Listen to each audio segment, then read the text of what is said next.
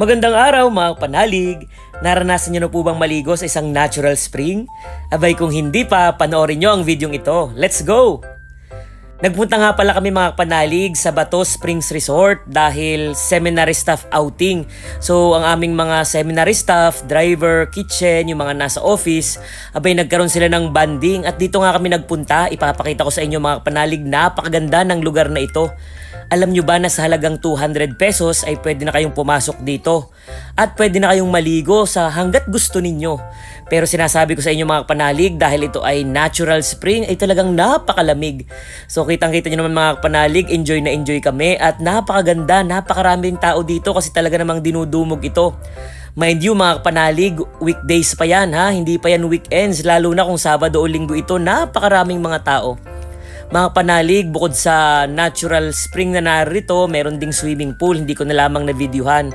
At hindi lamang ito pang day tour mga kapanalig. Kung gusto nyong mag-overnight, abay meron din sila dito. Yan, ipapakita ko sa inyo mga kapanalig yung ibang accommodations. So meron silang pang overnight, meron ding mga kubo-kubo, merong mga tent. Talagang pwede para sa lahat. Nasa inyo mga kapanalig kung anong klase ng accommodation ang gusto ninyo. Talagang napakalawak din dito ng kanilang parking mga kapanalig at pwede kayong pumunta kasama ang inyong pamilya, ang inyong barkada, kahit ilang sasakyan pa ang inyong dalhin. Nasabi ko nga pala mga panalig na 200 pesos lamang ang entrance ay talagang pwede ka nang maligo dito. Maraming options na pwede kang paliguan mga panalig bukod dun sa swimming pool na talagang yung typical na swimming pool ay meron ditong parang yung ilog, no? Pero itong ilog ay samentado na din, hindi lamang talaga naka-tiles na parang yung typical swimming pool. Pero ang tubig dito mga kapanalig ay galing sa bundok. Kaya talagang fresh na fresh. Kita nyo naman mga panalig, napakaganda. So panoorin nyo yung napakagandang likha ng ating Panginoon, di ba? Nakakamangha mga panalig. So kung naghahanap po kayo ng lugar kung saan kayo pwedeng mamasyal, mag-relax ngayong bakasyon o kahit may pasok, sumingit kayo ng schedule mga kapanalig, abay dito kayo pumunta sa Bato Springs Resort. Sinasabi ko sa inyo, hindi kayo magsisisi. Ako nga, first time ko dito mga kapanalig, nung una parang hesitant ako kasi nga sabi malamig daw, pero mga kapanalig nung na-acclimatize na yung aking katawan, yung aking katawan dahil nga lumublob na ako, ay talagang napakaganda dito mga kapanalig. So hindi kayo magsisisi. Kaya mga kapanalig, relax din tayo pag may time, no? Matapos ang mahabang panahon ng pagtatrabaho, mag-relax din kayo. At katatapos lamang ng eleksyon mga kapanalig, kaya yung mga nanalo dyan, baka may pa-swimming. Yung mga talo, edi mag-relax, no? Sa swimming pool at sa Bato Springs Resort. So yun lang po mga kapanalig, salamat po sa pagsama, mag-iingat kayo lagi, God bless! Magandang araw mga kapanalig! Naranasan nyo na po bang mag-island hopping? Abay kung hindi pa, panoorin nyo ang videong ito. Let's go! Malapit na nga palang magpasukan sa seminaryo kaya sumingit muna ako ng ilang araw na bakasyon dito sa napakagandang probinsya ng Masbate. First time ko nga pala dito mga kapanalig at ang lugar kung nasaan kami ay ang tinatawag nilang Burubangkaso. Dito po yan sa isla ng Ticao sa Masbate.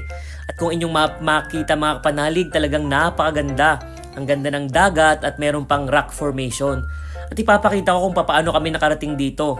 Kami nga pala ay galing sa bayan ng Milagros at halos 1 oras ang aming nilakbay. Yan nga pala si Sister kasama yung mga youth na katulong na nag-ayos para i-organize ito. At syempre maraming salamat kay Father Kevin. Siya yung nag-organize talaga para makarating kami dito. Gusto ko rin ipakilala sa inyo si Amigo, best friend ni Father Kevin, at ako'y tawang-tawa dyan dahil yan ay seaman pero takot na takot sa alon. Kasi sabi niya sa laki ng kanilang barko, first time niyang makaranas ng alon. Kita niyo may pagkapit pa. At ito na nga mga panalig, yan, kung inyong mapansin, napakaganda ng islang ito at napakaganda ng tubig. Kita nyo mga panalig na nakakatuwang pagmasdan ng nilikha ng ating Panginoon. At ito nga pala yung inihandang pagkain ni Sister at ng kanyang mga kasamahan. Napakarami at napakasarap. Ang naging paborito namin dyan ay yung adobo na medyo spicy. Luto daw yan ng isa sa mga youth na kasama ni Sister. Talaga namang the best. So first time ko din kumain dito ng mula sa dagat mga panalig. Talaga namang kakaibang experience. Bukod nga pala sa amin ay may din kami ditong pamilya. Yan, yung mga nakadilaw, yung mga dilawan daw. Parang family reunion. Meron pa nga silang lechon dyan. So kita nyo mga kapanalig, dinadayo ang lugar na ito. Marami nagpupunta dito para mag-celebrate ng iba't ibang okasyon. Meron nga akong nakita dito mga bata. Sabi ko yung mga exhibition naman kayo. Yan, yung mga kabata, kita nyo napakagaling. Nagbabackdive papunta sa dagat. Pagkatapos namin dito mga panalig, ay dumaan kami sa isang falls. Ano ba yung fall? Kasi isa lang. Yan ay kakaiba kasi nga ay from fresh water to salt water. Kita nyo mga panalig, mula sa bundok, diretso yung tubig pa dagat. Kakaiba yan, parang one of a kind yan dito sa Pilipinas. At dumaan din kami sa isang sandbar, kaya lang hindi ko na-videohan kasi high tide mga kapanalig, hindi kita yung white sand. No, so mga kapanalig, talagang enjoy naman ang aking naging bakasyon. Yan ay second day yata ng aking bakasyon sa Masbate. Yung ibang mga araw na bumisita ako sa mga parokya, hindi ko na-videohan. So ako'y tumagpo din sa aking mga contemporary sa Spain at kami nagkaroon ng mini reunion. So yun lamang ang aking mai-share mga kapanalig. At ang masasabi ko lamang dito ay dahil first time ko nga, mas suwabe sa Masbate. Yun lamang po mga kapanalig. Mag-iingat kayo lagi. God bless. Magandang araw mga panalig! Nakakita niyo po ba yung kahon sa likod ko? Mag-iimpake na ako ng gamit kaya nandyan ang mga yan. Isa-isa kong ikakahon, simulan natin sa mga libro. Bakit nga ba mga panalig? Kasi sabi ko nga sa inyo, minsan kailangan nating lumayo para lumago. Saan nga ba ako pupunta? Panoorin nyo hanggang dulo, let's go! Bago ko i-reveal kung saan ako pupunta, panoorin nyo mga panalig kung paano ko inisa-isang ibabay ang mga libro. Napakataas niyan, kaya nag-upuan pa ako. Alam niyo naman, medyo pandak tayo. So, unti-unti ko yung inaalwas at sinusubukan ko talagang isa-isahin. Nakakapagod to mga panalig at nakakatamad din. Pero kailangan. Kasi kailangan natin ng mag-impake dahil may papalit na sa atin sa kwartong ito. Tagal din tayo dito pero it's time to let go.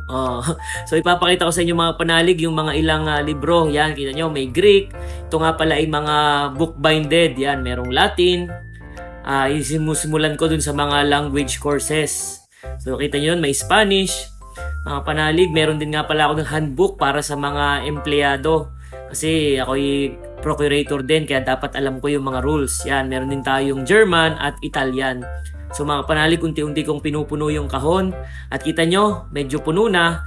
At ipapakita ko naman sa inyo yung ibang mga koleksyon yan. Jesus of Nazareth na libro ni Pope Benedict XVI. Yung Road Less Traveled, 3 libro din yan. Maganda yan mga panalig. Mga iba pang mga libro, more on spiritual books po yung ipapakita ko sa inyo. Susunod mga panalig, mga iba't ibang koleksyon. Ito nga yung isa na galing pa sa Spain. Yan, The Imitation of Christ. Magandang translation daw yan. English yan pero sa Spain ko yan binili nung ako'y nag-aaral pa. At ito may collection din from Spain. Ito yung iba't ibang mga spiritual books. Kita nyo makulay, iba-iba. So marami yan. Ito nyo mga panalig, napakahirap mag-impake. Pero kailangan nating lumipat kasi nga may papalit sa atin. I-reveal ko sa inyo kung sino later on. At bakit nga ba ako naglilipat? Ito nga pala mga panalig, papakita ko sa inyo yung iba kong mga collection pa, mga textbook, pero ito yung mga favorite ko, yung ibang part dito, ito yon, yan, yung mga history books. Philippine Church History, Philippine History, Church History, mahilig ako dyan mga panalig. Pero ayaw naman sa akin ng history kasi madali talaga akong makalimot. Yan, philosophy book, sana madagdagan ko, konti pa yan mga panalig, pero hopefully ay madagdagan. So medyo konti pa lang yung nabawas ko mga panalig. Ipapakita ko muna sa inyo yung aking binabasa, Surrounded by Idiots. Maganda ito mga panalig, no? So one eternity later, ito na mga panalig, narito na tayo sa ating bagong room. Yan. So ako'y lumipat lamang ng kwarto dito sa college building. So medyo kulay green na. At tinulungan ako ng aking ina at ng aking tita na maglipat o na mag-asikaso at syempre yung mga staff namin sa seminaryo.